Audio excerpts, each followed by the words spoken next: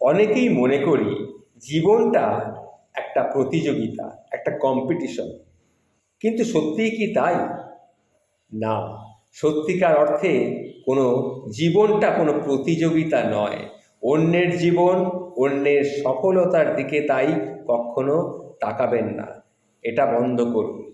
জীবন আপনাকে দেওয়া সৃষ্টিকর্তার একটা পরম সময়। তাতে এই আধুনিক সময়ের সংজ্ঞায় নির্ধারিত সফলতা বা অসফলতায় কিছুই আসে যায় না।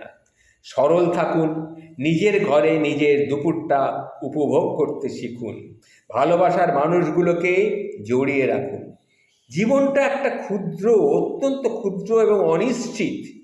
মানুষ একজনের থেকে আরেকজন ম্যাজেস্টিক্যালি ডিফারেন্ট জিনিস। আপনার যা ভালো লাগে আরেকজনের তা ভালো লাগে না। যে গান আপনি শুনবেন আরেকজন সে গান শোনে না। যে রং আপনার মনে বিহ্বলতা আনে তা আরেকজনের মনে আনে না। আপনার লেখাপড়া, আপনার চাকরি, চিন্তা একেবারেই আপনার মতন হবে।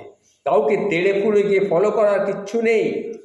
চাকরি ভালো না লাগলে ব্যবসা করবেন, তা ভালো না লাগলে সময় নিন, দেখেন কি করলে আপনার ব্রেন, আপনার মস্তিষ্কটা কমফোর্ট পায়। একটাই তো জীবন, তাতে নিজেকে কষ্ট দেওয়ার কোনো দরকার নেই।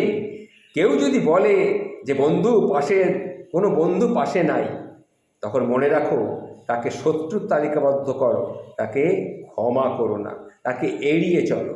সে আপনাকে ভুল তথ্য দিচ্ছে, আপনার মনে নেগেটিভিটি নিয়ে আসছে, ঘৃণা তৈরি করছে। জিনিসগুলো আপনার আত্মাকে নষ্ট করবে, আপনার মনকে ক্ষুদ্র থেকে ক্ষুদ্রতর করে তুলবে। তাই কেউ যদি বলে বিপদের সময় কোনো বন্ধু পাশে নেই, তার কথা শুনবেন না। এক কান দিয়ে শুনবেন আর এক কান দিয়ে বার করে দেবেন।